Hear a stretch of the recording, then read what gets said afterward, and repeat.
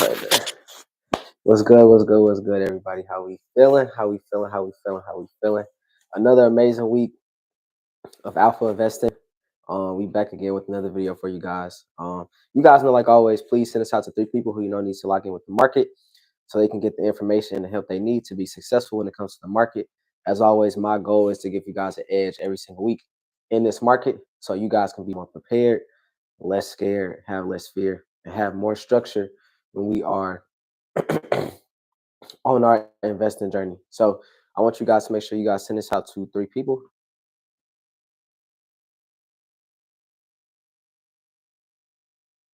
I'm going to, like always, share my screen and get this presentation going for you guys.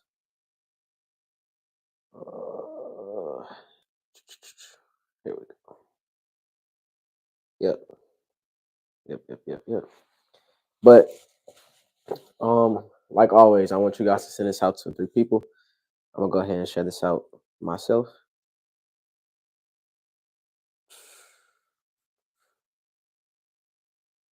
But let me know how you guys are feeling in the chat.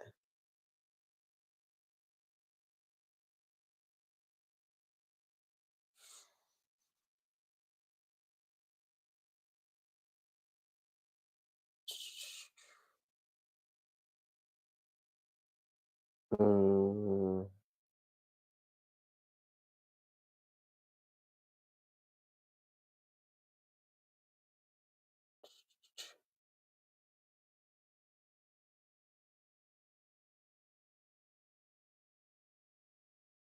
how we feeling? Let me know in the chat how we feeling. We had a kind of, this week was kind of a feeling great, amazing. We should always, no matter what the market does, we should feel great. No matter what the market does. But we had kind of like a, I want to say kind of a, like a mid week. We didn't really do much in the market this week. We kind of stayed stagnant, especially on SPY and QQQ. But you had, the general market. Some stocks moved up. The general market, yeah, we moved up as far as the general market. But I'm gonna get us about another minute or two before we go ahead and get started. And you guys already know, I'm gonna give you guys the best information I possibly can to make sure you guys are prepared for the week ahead, and make sure that when it comes to the investing on a week-to-week basis, we are making the best decisions possible without emotion. We're making logical decisions that is going to set us and our family up for the future. So before we start, I want you guys, when you are investing, to not think about you. I want you to think about the people that you love and the people that you care about, and how either your lack of execution or you making irrational decisions and mistakes is going to affect you and your family's legacy. That is what always keeps me in my investing principles when it's hard, right? Because we can't. What's good, family? What's good, Thavian? What's good? What's good? What's good? What's good? But you cannot run from your emotion, right? Amazing book for everybody to read. I think everybody needs to read this book. Man, woman, child, I don't care who you are. I think when you are probably 15 or 14, I think you should read that book. It's called Emotional Intelligence 2.0. So if you guys have kids, if I think they'll be able to understand it enough around 14 or so, just depending on how their mindset is, right? But Emotional Intelligence 2.0, it teaches you how to deal with your emotions. It teaches you how to understand other people's emotions, and it teaches you how to make the best decision, understanding both. So we are emotional creatures by nature. You have to have something bigger than you that is going to continuously drive you, even when the emotion sets in, right? And that emotion comes to your mind. You have to have something that always brings you back and keeps you on your investing principles and your core. It has to be bigger than you. If you are thinking about yourself, you're gonna make that emotional decision that's gonna be detrimental, right? Um, so I always want you guys, just before we start, I want you guys to always think about someone or something, a purpose, a dream, a goal, family, whatever it is, right? Something bigger than you that is going to keep you grounded in your investing principles, and is going to allow you to make the best decisions possible, no matter what happens. I think that's the most important thing. Investing is 90% psychological. I can give you all the information, all the tools. I think I do an amazing job of giving you guys amazing information, right? I'm showing you guys statistics, data, the real stuff you need to pay attention to, right? We're gonna get into some fun stuff tonight for sure. But it does not matter if you don't have something that's holding you accountable and something that's keeping you grounded while everything else, while everything may feel like a storm. So I always want you guys to remember that. And I think that is something that's going to help everybody on their investing journey. But let's go ahead and get into it. It's Alpha Investing. We back with another week. Retail, investing, reinvented. I want to give you guys an edge in the market every single week because for a long time, it has been stated, it has been felt that us as retail investors, we cannot invest, we cannot outperform the market, we cannot track the market, right? So what do they tell you? Just buy an index fund, right? Put your money with a mutual fund. There's nothing wrong with that. But I think if we, as everyday people, are the reason why a lot of these companies are going up, you think about Walmart, Target, Costco, Amazon, right? These companies go up and down off of our dollar. So I think we should be able to understand how to invest. So my goal every week is to give you guys structure, the tools, the research, and the important things that you need on a week-to-week basis to get you prepared every single week for the market and to help you along your investing journey. And as always, if you want to join the investing team, Apex Technologies, you can scan this QR code or you can go, you can type in apx-partners.com/tech and that will take you to the website and you can apply and you can join the investing team where you can get all the prices for 40, I think I got like almost 50 different assets with prices in there for you, giving you all of the amazing information and a lot of amazing research that you guys can use. You have a fundamental course in there, so you'll really learn how to understand fundamentals. You'll learn how to chart. So it's a lot of things in there for you to be successful. So if you want to apply and join the investing team, you can scan this QR code and you can try to join Apex Technologies. But you guys know, so if you guys are new to this segment, this is called Up or Down, where I just want you guys to tell me the direction of the chart. That's all I want you guys to do. This one's pretty easy. Let me know if it's going up or down, and should it be going long or should it be going short here? Let me know in the chat. Peace, family. Peace, Sir James. Peace to you. Peace. But let me know really quickly. Are we going long? Are we going short? Is this chart going up or is it going down?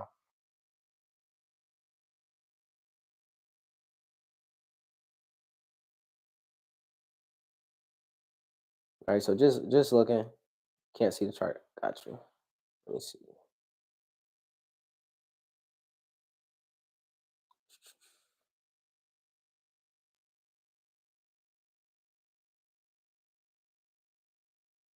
Let me know if you guys can see the screen now. You guys should be able to see the chart. Let me know if it's all good, if we're clear. Yeah, okay, you guys can see. Okay, right. So with right, this is obvious, right? So a lot of times, I like to compare investing to things that we know. So if you guys have kids, or if you were growing up, your parents will tell you not to do something, or you'll tell your kids not to do something, right? And then they do it anyway. So what do a lot of us do when it comes to investing? We do things that we know that we're not supposed to do, that people tell you not to do, and then we do it anyway, right? So here's a prime example of what not to do. Do not go long this asset. You can see that it's constantly bleeding and going down. Like if I'm looking at this, I can't even remember if this is if this was on a daily time frame or this is probably on a weekly time frame. But if you can see here, no matter what, 1, 2, 3, 4, 5, 6, 7, 8, 9, 10, 11, 12, 13, 14, 15. You have 15 candles going down. 15 candles in a row. This chart has not, this asset has not had blue, or if it's your chart, it's probably green, right? It has not had any sign of pushing up for a long period of time. So we should always be going short when we see an asset like this. Amazing job to everybody in the chat. Now for this one, let me know what you guys will do. Is it going up? Is it going down? Sideways, long, short? What would you guys do? And if you don't know, that's perfectly fine. If you don't know, that's perfectly fine. But let me know what you guys would do if you saw this chart. Would you go long? Would you go short? What would you do? Down. Right. Great job. So if you're looking at the chart, an easy way for you to tell if you should go long or short, bull harmonic potential. Ooh, look at Sir James. Look at Sir James. For sure. For sure. Um, but if you see a really, really long candle that's pushing down, and just like the last chart, this chart literally 1, 2, 3, 4, 5. This is probably a weekly chart, so 5 weeks in a row where it's been down or red or it's bleeding, right? Now, this may be a perfect time or a perfect opportunity for you to buy an asset for the long term if you believe in it. Because as we can see going left to right, this company has been pushing up or it was trending upward. So this might be an amazing opportunity for you to invest in a company long term. But on a trading aspect, we should have been shorting this company or looking to go short on this company. Great job, everybody. And then last one, let me know what you guys will do. Are we going long? Are we going short? Is it ranging? What's going on? Up, down, long, short. What would you guys do? What would you guys do if you guys are looking at this chart?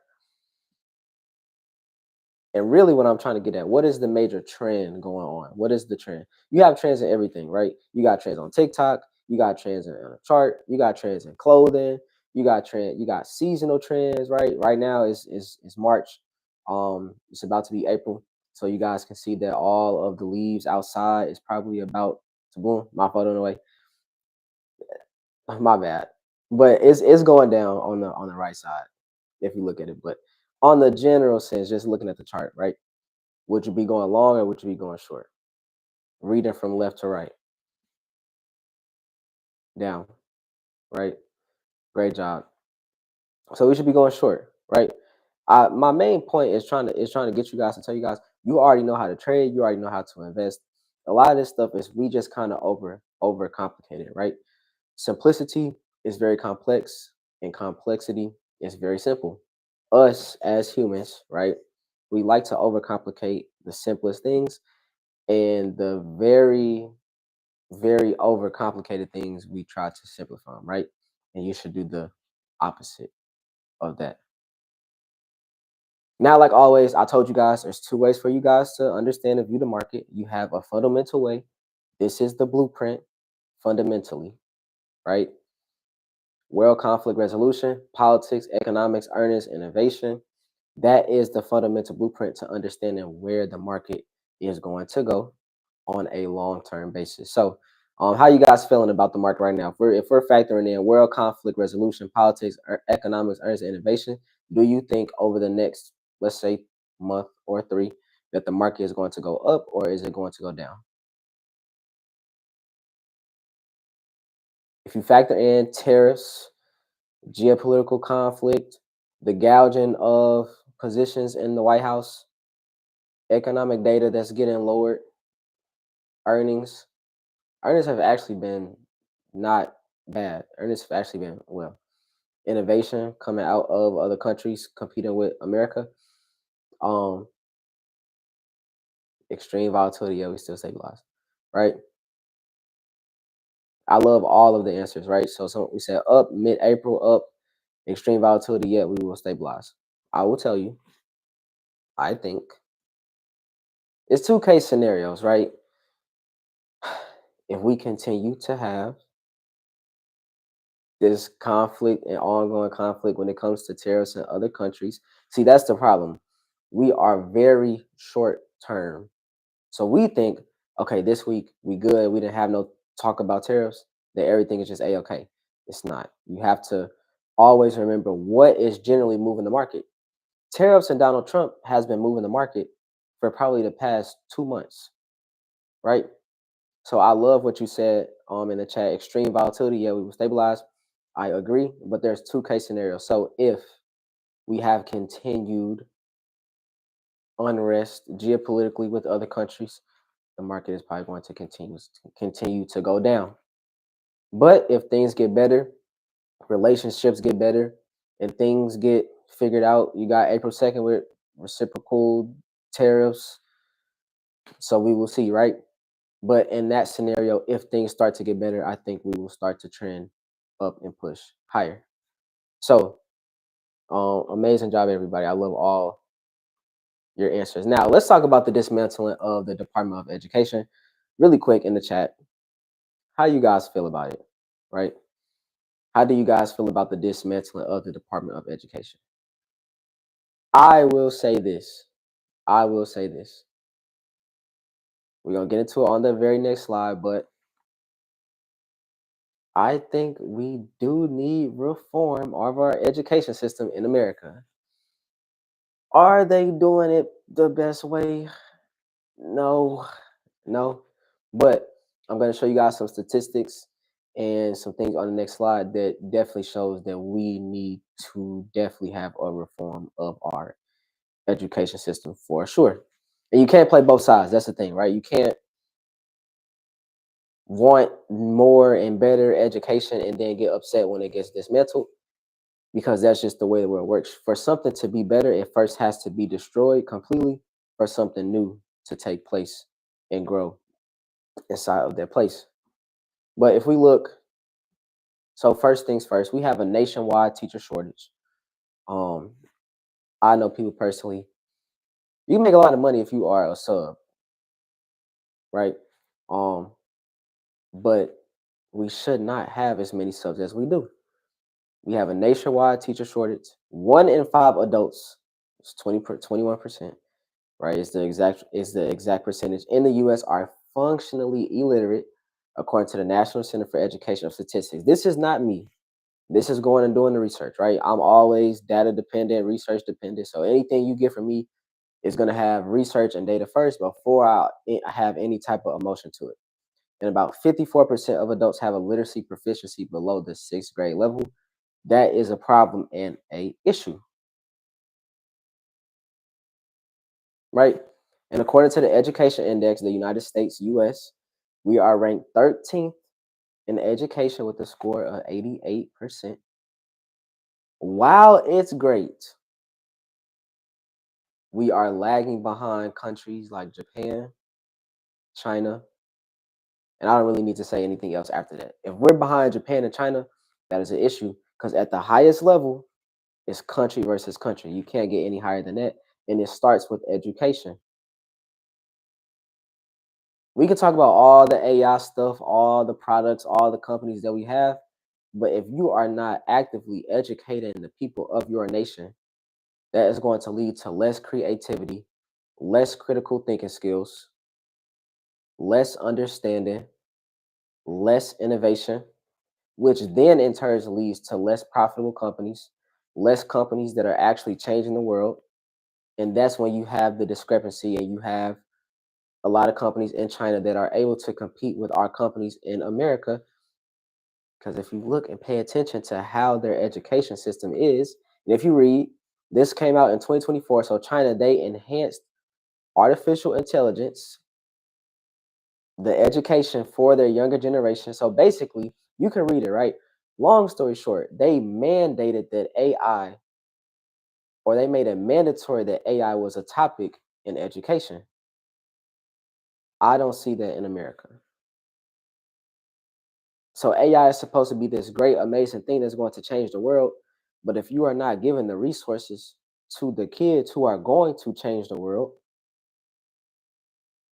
it's not going to be amazing for your country. But in another country, you can do the research, watch videos, whatever you have to do to understand, right? In other countries, if they are learning AI from 4th grade, 5th grade, and on, and it's in their curriculum and they're using it on a day to day basis, we and a lot of people in America don't even understand how to use AI or use ChatGPT, Gemini, Claude, whatever you're using, right? That's an issue. And then you have Sam Altman saying that he wants people to pay $20,000. Like, that's an Americanized money grab. So when you think and you lead with greed first, you're never gonna win. Never gonna win. If you lead with love and you lead with intent and you lead with courage and you lead with mission and leadership, you're always going to win. So if the goal, let's just say I was president, right? Let's just say I was president. If I wanted our country to be amazing and maintain our dominance, I would give AI to every school, mandate it in every school, and make it free. Have a mandatory course that you take every year in AI. Just like personal finance should be mandatory, right? AI needs to be mandatory because in the next 3, 5, 10 years, the world's going to look vastly different than it is today, just from AI alone. So I challenge you guys. I want you guys to look at Saudi Arabia and look at, I think it's called like the Great Wall that they are building. It's based off of artificial intelligence. In America, if you have roads that are not being fixed, highways that need to be rebuilt, train systems, railroads, we are lacking, we are behind in a lot of areas. How can we overcome this? Giving AI to the most amazing creative people in your country and allowing them to go to work and create something special that is going to fix all of the problems. But if you do not give the people the things that will free them, one, and the things that is going to make your country better, you're going to lose to another country that is actively doing that over a long period of time, right? So this is why we have to think long term. It's easy to say America's on top for the next 1, 2, 3, maybe 4 or 5 years, right? But over a longer time horizon or perspective, 20, 50, 100 years, I might see China overtake us in my lifetime, right? So it just says a lot about the importance of leadership in a country. Now, another question is everything in America for sale? Going back to the point how Sam Altman he wants people to pay $20,000 for, I believe, AI agents. Is everything in America for sale? I think we have gotten very comfortable. I think we have gotten very greedy. Our culture, if you watch just stuff on Netflix or YouTube, other cultures prioritize different things than we do. Money is probably the first priority in America for most people. In other countries, it's loyalty, it's trust, it's teamwork, camaraderie, family. If you look at other countries, a lot of things are shut down at certain times. So you can't even at 6 o'clock, 8 o'clock at night, you can't even go out and get food. But in America, everything is fast consumption. Sell you everything as quick as I can to make a profit. But in turn, is that good mentally, physically, spiritually for the people of your country? And if it's not, would that not lead to the decline of your country? These are just things I want you guys to think about. But to show you guys something, foreign ownership and US equity markets have grown. So in 1960, it was about 2%. Now it's almost 18%. So foreign investors, meaning other countries, investors from other countries, own 18, almost a fifth of our market. And yet the average, every American or every household in America is not invested in the stock market. How are we letting outsiders invest and have almost a fifth of our equity in our market, and the average American does not know how to invest or does not know how the market works? So it just goes back to the question, is everything in America for sale? And I want to know in the comments, what do you guys think? Right? I'm not here to play sides, pick sides. I want us to be amazing. But if you do, it goes back to leadership. If you do not lead in a certain way, and you do not put a certain image and a certain pride within the people of your country, like the American dream, I've never really heard anybody say anything about American dream since I've been born. So that's outdated. So it just goes to show we have a lot that we have to fix in our country. And maybe the starting of the dismantling of the education is a start to fix it, right? But it has to be done the correct way for it to lead to something great. Now let's get into it. I know you guys want to look at the market, right? So let's get into our weekly market recap and let's see how the market performed this week. So we were kind of green, right? You can see Apple was up, Microsoft was up, Oracle was up 2%, JP Morgan up 4%. If you look at financials, Visa, MasterCard, Bank of America, a lot of the financials are up. Technology was pretty much kind of mixed. AVGO was down 2%, Nvidia was down 3.26%. But it's very, very important for you guys to look at this and see this so you can see the volatility in the stock that you want to own. So if you want to own Nvidia, if Nvidia can come down 3% in 1 week, what do you think can happen over 2 months? Meta was down almost 2%, Google was down almost 1%, Amazon almost 1% as well. But if you look, energy was up, industrials was flat. You see consumer staples is starting to kind of come down a little bit, but healthcare notably was kind of great. So United Healthcare pushed up, Lilly pushed up. I know you guys love Lilly, right? Um, so it's important for us to look at the overall market and kind of see what went up and what went down, and it's more important to look at it now because you can see kind of what sectors are pushing up and what sectors are pushing down while we're having some volatility in the market, right? But the S&P, we were up a 0.5%. The Dow, we were up over 1% for this week. Nasdaq, a quarter of a percent, and then Bitcoin was up 1.86%. So I'm mostly interested to see how Bitcoin is going to continue to perform. I told you guys a long time ago, I love Bitcoin. If I had to choose one asset and one asset only to hold, it would be Bitcoin. It is the highest returning asset ever created.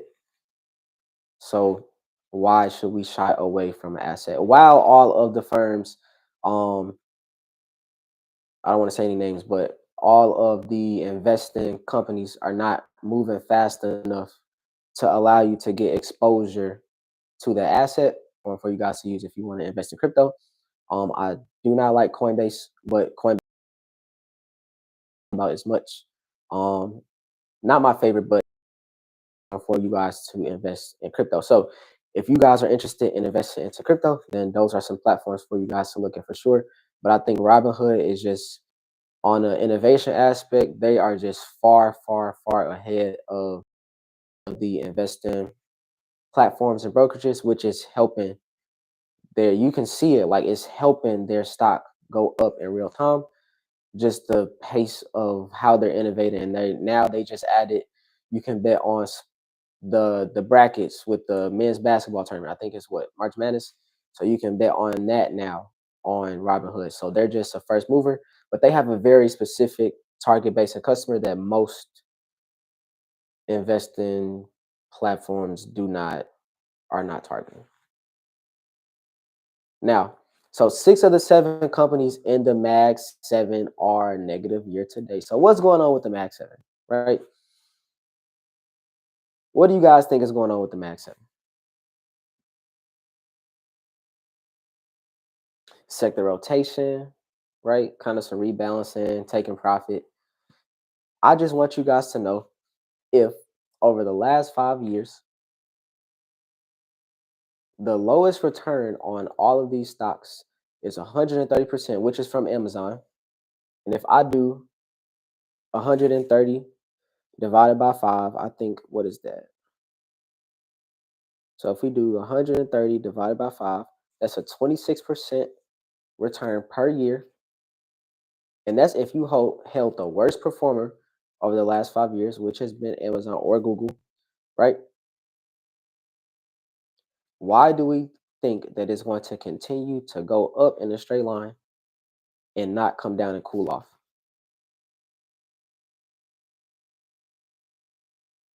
Seasonality phase and presidential policy adjustments, right? So I think, and you can see Tesla is bleeding bad, right? So again, just how y'all thought Apple loving and RGTI was just gonna take off and keep going to the moon, right? Nothing ever goes up in a straight line. Nothing will ever go up like this. And if it does, it's gonna come down just like that, even faster. Again, the market moves faster on the way down because everybody is scared and everybody is panicking, and it moves slower on the way up. So I think the Mag 7 will be fine. I really don't think You have to be worried. I think all of these are amazing companies. Nvidia is amazing. Microsoft is amazing. Amazon is so slept on, such a slept on company. Meta, oh my God, Meta is doing an amazing job just on the innovation standpoint, firing on all cylinders. You can argue on a leadership standpoint. All of these companies do it though. On a leadership standpoint, you gotta sway with who's in office, right? You have to. But I think all these companies will be fine. The only company I'm probably worried about is um, Google. If you just pull up a chart and you look at the high in 2021 versus the high now, I think the difference is like 30%, which goes back to the importance of where you buy a stock is very, very important. Because if you bought it at a high in 2021, you have gotten like zero return on Google. So it just goes back to the importance of where you buy. But Tesla has failed. And I want to talk about Tesla for a second. So everyone, a lot of people have been asking me, should I sell Tesla stock? Should you? No, no, you should not. If you look at the top holdings in SPY or QQQ, Tesla is up there. And I think Tesla is one of the most underrated AI plays ever. And the crazy thing is with Tesla, Tesla has never ever went up off of their car sales. It's never ever been the reason why the stock has gone up, and that's not going to be the reason why the stock goes up now. Maybe why it comes down, but the reason for the asset going up is different from the reason why it's going down. And I understand you can say Elon is not focused. I understand. I definitely think he should have someone appointed to be the CEO of Tesla so they can run the company while he is doing his other adventures and things that he wants to do. But that company is just so wrapped around Elon Musk. Um and I think he's kind of too strong, too big of a figure for him to, be okay with someone else running his company. Because at the end of the day, it's gonna be whatever he says goes, which is, I mean, it's nothing wrong with that because it is his company. But um, I think the company could have a more smoother ride. It will have less volatility in it. But also, if you do not have a star or famous CEO, you have to understand that is naturally going to be, I don't want to say detrimental, but it's going to lower the returns of the asset. If you look at CEO of Palantir, Mark Zuckerberg, very strong, outgoing CEOs, they're going to make it known who they are, right? Those stocks have had tremendous runs. So I think if you replace Elon Musk with a random CEO that nobody knows about, right? Um, it might decrease the annualized returns of Tesla. So, but I think Tesla is gonna be fine. I think long term Tesla is gonna go to 800. I told you guys I'm not giving you guys any more short term price targets. We need to start thinking long term. So if Tesla goes from 214 to 800, um, what does that tell you about politics and how somebody could do that and still become a trillionaire in probably 2028? So just something for you guys to think about really quick. But the Mag 7 is going to be fine. Now let's talk about the fall of Target, though. Right? Let's talk about the fall of Target. On TikTok, I don't see no more Target girlies. I don't see it being Target no more. So I guess the trend is over, right? Um, let's talk about it. I think Target was in prime position. This should have been Target's year to shine. This should have been their year to shine. They were in a prime position when you are going through an economic downturn and you have a squeezing of the consumer, right? And you guys can see the chart. Would you go long or short? Short, Target. Would you go long or short? And I think that high is in 2021. So would you go long or short Tesla? I mean Target. Probably short, right? It could drop another 30%. I think they percent. Just saying. So if you want, I had somebody ask me, should they buy Target because they see it coming down?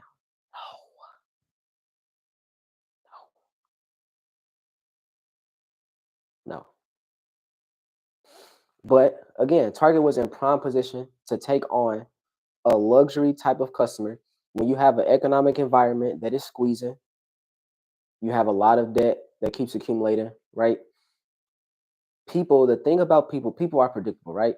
If luxury status, you don't want to change your lifestyle. So instead of, shopping from maybe a higher end store, you can go to Target and get that same type of feeling at a cheaper price, right?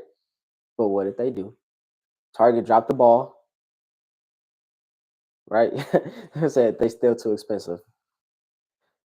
But this just goes to show, I keep telling you guys, I think we should be able to understand the market. Like all those trends that you are seeing on TikTok, all of those things that you guys are seeing, that is directly impacting the market. Um, you can see a boycott, how that affected the store, how it's affected the stock. You have political unrest inside of that company. What's good, Nico? What's good? What's good? What's good? You have political unrest inside of that company. You have shareholders who are very unhappy inside of that company. I'm not seeing any positives for the company to turn around. So I know you like looking at the chart can give you an advantage, right? But until you have something positive on a fundamental aspect, the chart is not going to turn around and go higher. So I think Target, I think it could fall another 30%. Now that's the extreme. If it does, then you could buy it there. But unless Target fell another, I would not want to touch it. But here's the thing: you cannot drop the ball in an economic environment where inflation is an issue, and you have tightening of money, and your competition is Amazon, Costco, and Walmart.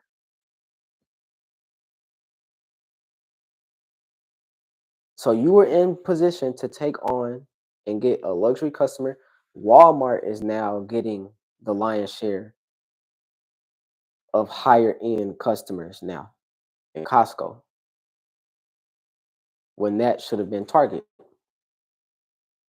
But it goes to show, if you upset the people, how much influence and impact we can actually have on a company, right? And again, if your competition is Amazon, Costco, and Walmart, you cannot afford to make a mistake. You cannot.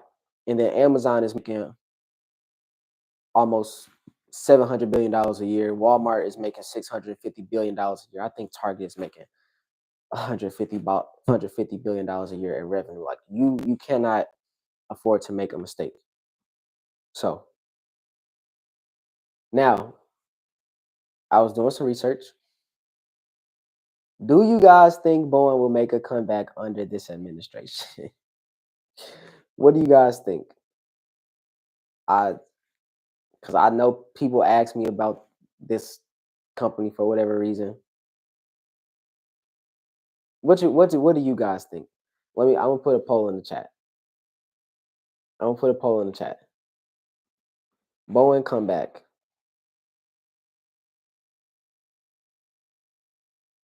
What do you guys think?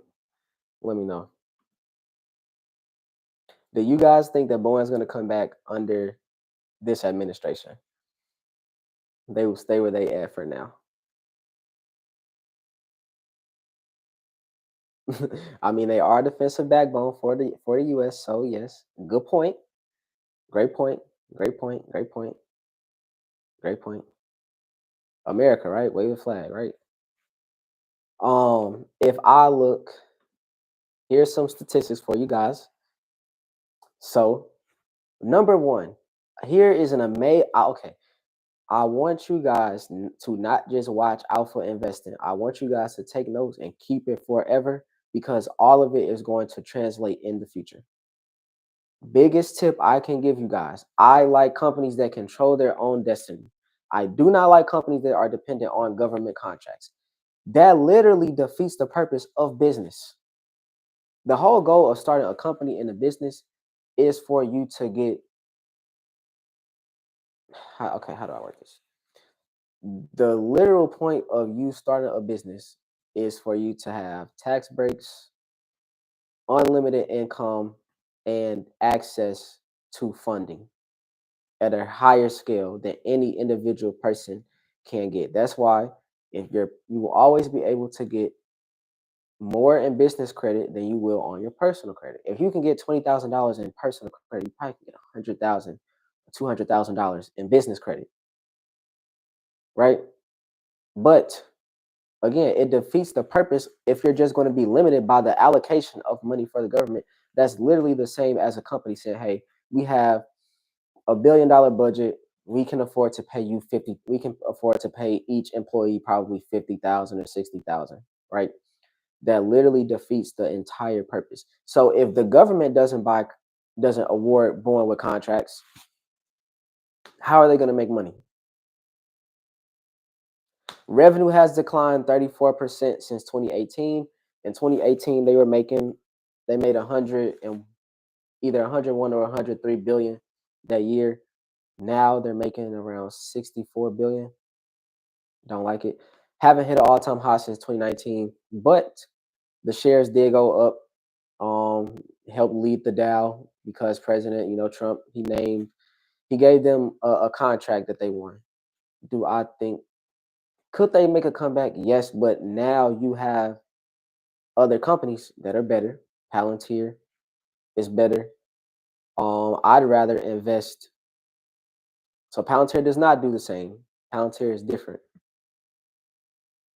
Like Palantir is not just a defense company. I want you. Okay, go on YouTube and look up what Palantir does. Investing is not hard. You have to find a curriculum for you that makes sense. If you don't understand the company, you do know every company makes a video of what they do. App loving, right? All these, every single company, they make a video. If you just go on YouTube, it's probably gonna be 10 minutes at the max, explaining what they do from start to finish. Palantir is a data analytics company. They're not necessarily a defense company. If you listen to Alex Karp, he did say that the goal of Palantir in their reason was always to maintain America's dominance. But I just think there's a lot more better companies and a lot better places for you to put your money. Cybersecurity, Palantir, energy is outperforming Boeing. VST. So I like investing in companies that are amazing and are down. So if you look at when Netflix had their really, really deep fall, and that's another thing. Like you guys are worried about Tesla. If you study companies,